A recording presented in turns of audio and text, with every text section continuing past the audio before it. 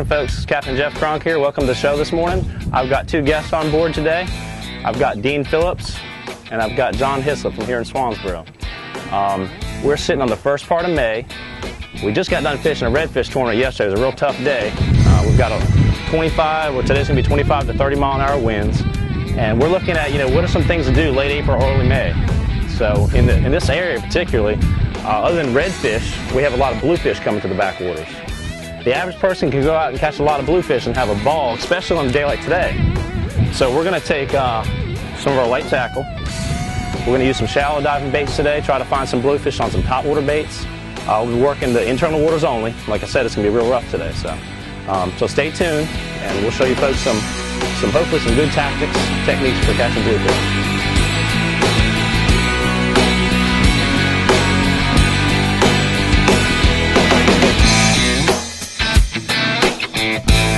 On one of our first places again this morning. We're looking for bluefish, and we're just slow trolling down the back of these channels using these shallow diving baits until we locate some. And eventually, a lot of times we'll find them where they're blitzing, coming to the surface of the water, and you look for the little terns, little white birds. And if you see them dropping down constantly in a flock of them dropping into the water, go check it out. Sometimes you'll find them blitzing the water, the blues. Even if they're not, you can slow troll these channels. Not a bad one, about 1.5 pounds. I'm going to let them stop shaking for a minute here. Be real careful when you're handling these blues. For one, they've got some good sized teeth. I've gotten bit by a few over my lifetime, and they'll just about take your finger off. Let them get some of that shake off there. And I'll take and just slide my hand down. I'll keep this stuff away from me. Slide my hand down to the lip of that bait. And when I know he's not going to shake anymore, get a good hold of the lip of that bait. And then very quickly grab him by the back of the neck and lock in on his gills. They'll range anywhere from about, in here, from 1/2 pound to, you can catch hatter size. Yesterday when we fished a tournament in a 2-foot deep bay right here off of Emerald where we're sitting at now, we had about a 9-pound hatter's blue. And most of them will be from about 1/2 pound to 3 pounds. Great fight, a lot of action, a good eating fish, and I'm going to show you in a minute what I do to them if I'm going to eat the fish. But as you're catching these fish, keep in mind the regulations on them. They hadn't changed this year. Right now, it's still 15 per person per day in state waters. So that's from 3 miles offshore back into all the coastal waters. It's 15 per person per day, and you're not allowed to have more than, I think it's 5 over 24 inches per person per day. So. Outside of 3 miles, now we do catch them outside of 3 miles. We catch a lot of the big ones out there, and on the artificial reefs and live bottoms. And out there, there's no maximum size limit. It's still 15 per person per day in federal waters beyond 3 miles. Whoa, that ain't that's fish. That's fish. That was a fish that hit it a while ago yeah. too. Now you know it was. Yeah. I mean, because it thumped it. It wasn't. Yeah. You got one on too? You tighten up just a hair. Got 2 on here. Oh, mine came off. That's all right. I bet another one will grab it. He did. They're after it right now. John made up for it. John's got one on over here again. He's smoking us already. Been out here 5 minutes, and John's got 2 coming in already. We're in the channel here. They should be working their way through this cut. This cut goes all the way to Emerald Bridge. It's anywhere from 5 to 10 foot deep. He come off right there. He just come off the hook. All right, well, let's drop him back. We just had 2 on and 2 off at the same time. Dean and I were talking about the fact that we're picking up a little bit of grass on our lures in this channel. If you look at the rod tip right here, when you're pulling these shallow diving baits, they're a lip bait. They have a lip on them, and they wiggle, a tight little wiggle to them. It causes your rod tip to shake. And as long as that rod tip's shaking like that real violently, that tip of that rod, you know that your bait's probably clean. You probably don't have grass on the hooks. If that thing just bends over and there's no wiggle to that rod tip, you've probably got a little bit of eelgrass or something on that hook that's picked up off the bottom or drifting along. And you need to reel it in, get that off, and reset it. And they start showing up around mid-April. It all depends on water temperatures. And really from about mid-April through the whole month of May is when you really see a lot of them. When they're influx, when they first show up on the beaches, they're really thick, big schools of them. And then as the summer continues on, they tend to move on inside the backwaters and thin out. There's a few everywhere. But early on, you can catch them around the inlets, all the inlet connecting channels around the beach. And it's easy to find and locate them. Like we were talking about earlier, trolling shallow diving baits is a quick way to locate them. It's probably more fun to cast, like we were talking about earlier. If we can get on a good school of them somewhere in here, we'll anchor down or just drift across these channels and cast these baits or cast little metal jigs. Not a bad one. He's a pound. He's a pound. You just hold it out. I'll grab him for you.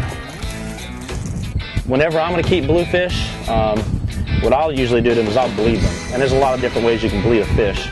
But I'll take real quickly and reach into his gill plate, and I'll get a hold of his gills and that part of his throat right there, and just pop that.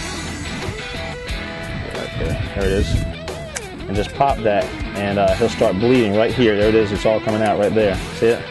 And he'll bleed. You don't have to squeeze it out. It'll come out on its own. As he kicks there, he is squirting blood out. And I'll do this in the live well before I put these fish on ice. Go ahead, John. See, it's just pumping right out. I know it looks brutal, but it's quick, and it's not any worse than sticking in a cooler full of ice. And I'll do this if I'm going to eat them. It keeps that, gets that blood out of the system. Otherwise, what tends to happen is a lot of times that blood right there tends to ease out into the meat there, and the meat gets a little different color to it.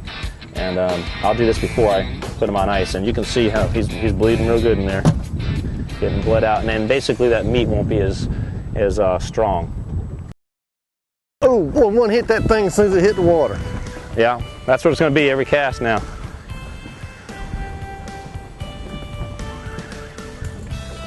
Oh, catch and release. There he is.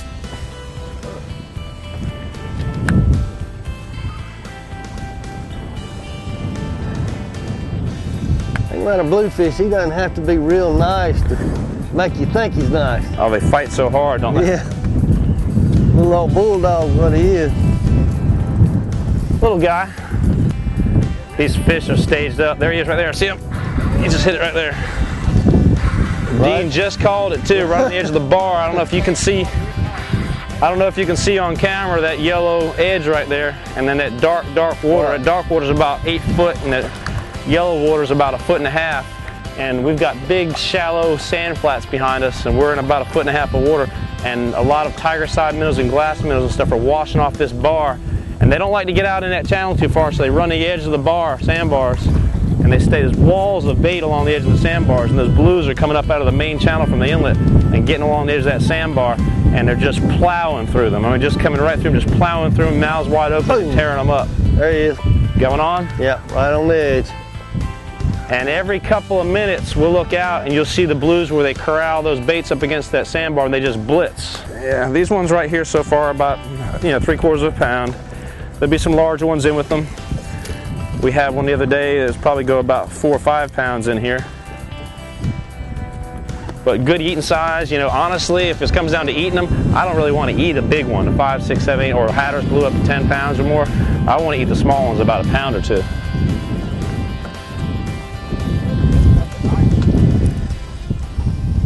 Here's a sample of some of the baits we're using, anywhere from 3 inches to 5 inch long baits. Notice the lip on all of them, regardless of the manufacturer. We're working these shallow diving baits. They have a short lip on them, and some of them also float, and then the lip pulls them under. Some of them suspend, so you have to check that out when you're looking at different baits. Got a few different types. There's an arc minnow. There's a Uzuri shallow diver. This is a Bill Lewis lure. It's called a slapstick, and then this is a mirror lure, and they all have pretty much the same action. But I think this one has got three treble hooks on it. Most of them come with 2 treble hooks on them. This one doesn't have them on it. You can tell where the split rings are at. And what we do a lot of times when we get into fish this thick, and you're constantly releasing fish and catching and releasing fish, a lot of times we'll take the front treble off and just put a J hook on the back. And you'll miss a lot of strikes. Probably 50–60% of the strikes you'll miss it. But you'll still catch a lot of fish, and they're so easy then to handle, because when you bring that fish up and he's shaking and flopping, you can just grab the plug, and you don't have the treble hooks to swing around and grab your hands. Again, you're going to miss some strikes, but if it's non-stop fish, then it's not a big deal. A decent one there, boys. Yeah. Decent one. That's what he's spitting up right there. Oh my goodness. I said that and I started to show you something here, and he just threw it up all over me. He's got little 1 to inch to 1.5 inch long spots. Oh, there he is. Here they are all over the floor. Spots everywhere. There's one there. They're back. Little miniature spots. Every one of them's a spot.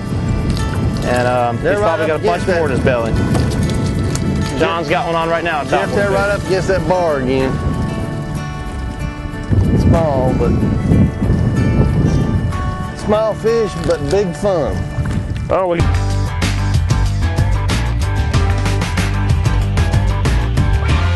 What we're going to do is look at a couple different ways to clean them. We've got a few that are a little larger here and a couple that are a little smaller. These larger blues, you know, from about 1.5 pounds or so on up, I'll take, and it depends on how you want to eat them and what kind of, you know, how you want to cook them, but I like to take and fillet them out. So I'll take a blue like these right here, and I don't have to worry about scaling them because I'll take the skin off.